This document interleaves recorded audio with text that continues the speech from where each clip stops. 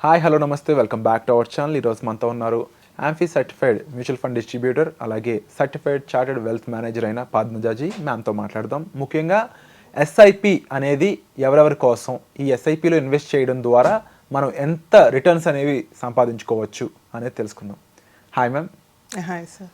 చాలామందికి ఈ స్టాక్ మార్కెట్లో ఇన్వెస్ట్ చేయడం అనేది రిస్క్, దాని కారణంగా ఎవరు ఇన్వెస్ట్ చేయకూడదు అనే ఒక భ్రమలో చాలామంది బతికేస్తున్నారు అనమాట. దానివల్ల ఏమైపోతుందంటే ఒక మంచి అమౌంట్ ఆఫ్ శాలరీ వచ్చినా అందులో రైట్ అమౌంట్ తీసి స్టాక్ మార్కెట్లో పెడదామంటే భయంతో ఆగిపోతున్నారు. ఇలాంటి విషయాల్ని రిస్క్ తగ్గిస్తూ కాస్త బెటర్ ఇన్వాల్వ్మెంట్ ఇస్తూ ఎస్ఐపి అనే ఒక కాన్సెప్ట్ ఉంది అని తెలిసింది. ఈ ఎస్ఐపి అనే కాన్సెప్ట్ గురించి చెప్తారా? తప్పకుండా అండి. ఎస్ఐపి అంటే సిస్టమాటిక్ ఇన్వెస్ట్మెంట్ ప్లాన్. సో ఇది మనకి మ్యూచువల్ ఫండ్ ఇన్వెస్ట్మెంట్స్లో మనము యూజ్ చేసుకోవచ్చు. సో ఎస్ఐపి యొక్క అడ్వాంటేజ్ ఏంటంటేనండి, మనం ఈక్విటీ మార్కెట్ యొక్క అడ్వాంటేజ్ తీసుకుంటూ మనకు ఓవరాల్గా చూస్తే కనుక అసెట్ క్లాసెస్లో ద మోస్ట్ హైయెస్ట్ రిటర్న్ ఇచ్చే asset classes first comes equity and the real estate, అంతే కదండి. సో ఈ రెండు అసెట్ క్లాసెస్లో తక్కువ అమౌంట్, ఇప్పుడు రియల్ ఎస్టేట్ అంటే it will be almost like lakhs and crores we have to invest. అదే ఎస్ఐపి ఈక్విటీ ఇన్వెస్ట్మెంట్లో అంటే స్మాల్ అమౌంట్స్తో, అంటే లైక్ 5,000, 1,000 ఈ అమౌంట్స్తో కూడా మనము ఈక్విటీలో అన్నది ఇన్వెస్ట్మెంట్ అన్నది చేసుకోవచ్చు. సో మ్యూచువల్ ఫండ్లో ఎస్ఐపి చేయటం మూలంగా అడ్వాంటేజెస్ ఏంటంటే పవర్ ఆఫ్ కంపౌండింగ్ ఉంటుంది. అంటే లైక్ స్మాల్ అమౌంట్స్తో over a period of long డ్యూరేషన్లో పవర్ ఆఫ్ కాంపౌండింగ్ మూలంగా మనకి హయ్యర్ రిటర్న్స్ అన్నది జనరేట్ చేస్తూ ఉంటుంది. అలాగే ఇది ఫ్లెక్సిబుల్ కూడా ఉంటుంది. అంటే ఒకేసారి పెద్ద అమౌంట్ మొత్తాల్లో వేయాల్సిన అవసరం లేదు. And at the same time with small అమౌంట్తో ఒక మేజర్ పోర్ట్ఫోలియో, అంటే మీరు ఇండివిజువల్ స్టాక్ పిక్ చేస్తారనుకోండి. ఫర్ ఎగ్జాంపుల్ రిలయన్సే ఉంది, ఈరోజు అది 2,500 అరౌండ్ అమౌంట్ ఉంది, కానీ మీరు ఇన్వెస్ట్మెంట్ అమౌంటే 1,000 రూపీస్. సో అలాంటప్పుడు మీరు ఒక మ్యూచువల్ ఫండ్ని ఎంచుకోవటం ద్వారా అందులో ఒక 20 to 30 different kind of equity stocks ఉంటాయి. అవన్నిటినీ ఈ 1,000 రూపీస్తోనే మీరు ఒక్కొక్క దాంట్లో ఇన్వెస్ట్ చేసుకుంటూ అన్నిటి యొక్క ప్రాఫిట్ని మనము బెనిఫిట్ కింద తీసుకోవచ్చు. ఇది ఇంకొక అడ్వాంటేజ్ ఏంటంటే, ఇది ప్రొఫెషనల్లీ ఫండ్ మేనేజర్ అన్నది చేస్తారు. అంటే ఆయన పర్యవేక్షణలోనే ఈ ఫండ్ అన్నది రిటర్న్స్ అన్నది జనరేట్ అవుతుంది. అండ్ ఇంకో ఇంపార్టెంట్ పాయింట్ ఏంటంటే, ఇండివిజువల్గా ఈక్విటీలో ఇన్వెస్ట్ చేసినప్పుడు మనకి చర్నింగ్ అన్నది ఉంటుంది. అంటే యాజ్ యూ నో, లైక్ మనకి ఈక్విటీ మార్కెట్స్ ఆర్ సైక్లికల్ అంటారు. అంటే every 5 years the sectors, theme, everything will be keep changing. So investment అన్నది అంటే రిడీమ్ అన్నది కూడా చేస్తూ ఉంటారు. అండ్ కొత్త స్టాక్స్లో మూమెంటం బట్టి ఇన్వెస్ట్ కూడా చేస్తుంటారు.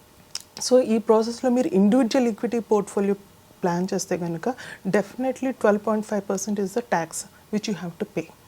Okay, short term tax almost 20% ఉంటుంది.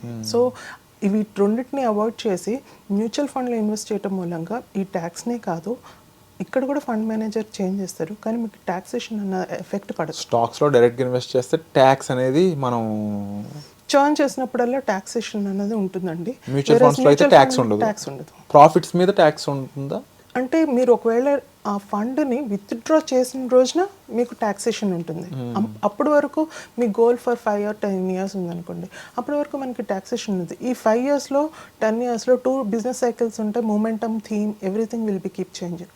అలాంటప్పుడు మ్యూచువల్ ఫండ్ ద్వారా చేయటం మూలంగా మనం ట్యాక్స్ని కూడా మనం అడ్వాంటేజ్గా తీసుకోవచ్చు. జనరల్గా పర్సంటేజ్ ఆఫ్ ప్రాఫిటబిలిటీ ఎలా ఉంటుంది మ్యామ్? అంటే ఎంత పర్సంటేజ్ రిటర్న్స్ అనేవి మనం ఎక్స్పెక్ట్ చేయొచ్చు మ్యూచువల్ ఫండ్స్లో ఇన్వెస్ట్ చేయడం ద్వారా? నేను హిస్టారికల్ రిటర్న్స్ చెప్తానండి. సెన్సెక్స్ ఒకవేళ కనుక 1980 నుంచి ఇప్పటి వరకు చూసుకుంటే కనుక historically it has given 15% return. It is bench mark returns. జనరల్గా బ్యాంక్ ఎఫ్డి అయితే డబ్బులు పెట్టుకుంటే మనకి 6% వడ్డీ అయితే వస్తూ ఉంటుంది. మ్యూచువల్ ఫండ్లో 15% వరకు ఇంతకు ముందు వచ్చిందని చెప్పి హిస్టారికల్ రిటర్న్స్ అంటే it is proven and you can see. And individual stocks అంటే ఇండివిజువల్గా ఫండ్స్లో చూసుకుంటే కనుక ఇదంతా హిస్టారికల్గా మీరు ఎక్కడైనా చెక్ చేసుకోవచ్చు.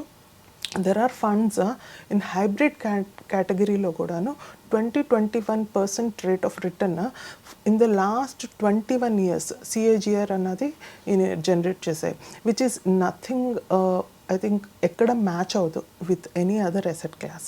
So these are the kind of returns we can generate and also at the same time the kind of wealth we can create. More importantly main point ఏంటంటే ఈ మ్యూచువల్ ఫండ్స్లో రిస్క్ అనేది ఎంతవరకు ఉంటుంది? Yes, it's a very good point అండి.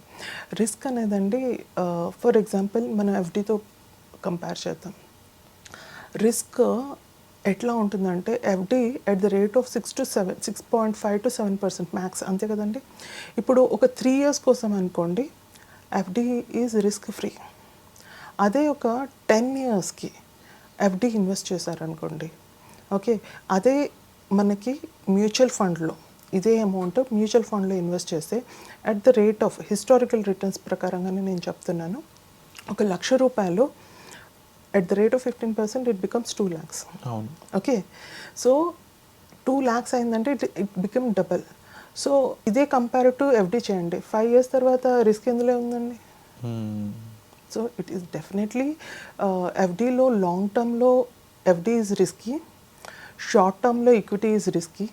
But మీ clear goals అంటూ ఒకటి ఉంటే కనుక definitely you can select according to your goal. But very క్లియర్గా మ్యూచువల్ ఫండ్స్ అనేది కొంచెం ఎంత better option comparability to FD and equity అనేది క్లియర్గా అర్థమవుతుంది. అండ్ హోప్ఫుల్లీ ఇలాంటి విషయాలపై మరింత మీకు అవగాహన కావాలి, ముఖ్యంగా పద్మజాజీ చేత మీ డౌట్స్ క్లారిఫై చేయించుకోవాలి, మీరు ఎక్కడ ఇన్వెస్ట్ చేయాలో తెలుసుకోవాలి అనుకున్నట్లయితే మ్యామ్ కండక్ట్ చేయబోయే వర్క్షాప్కి మీరు అటెండ్ అవ్వచ్చు. లేదు అనుకున్నట్లయితే మ్యామ్ని డైరెక్ట్గా కలిసి మాట్లాడాలి అనుకున్నట్లయితే పర్సనల్ అపాయింట్మెంట్ కోసం కూడా స్లాట్స్ అనేవి ఉన్నాయి. డిస్ప్లే అవుతున్న నెంబర్స్ కాల్ చేసి మీరు పర్సనల్ అపాయింట్మెంట్ అనేది బుక్ చేసుకోవచ్చు. Thank you so much ma'am. Thank you అండి.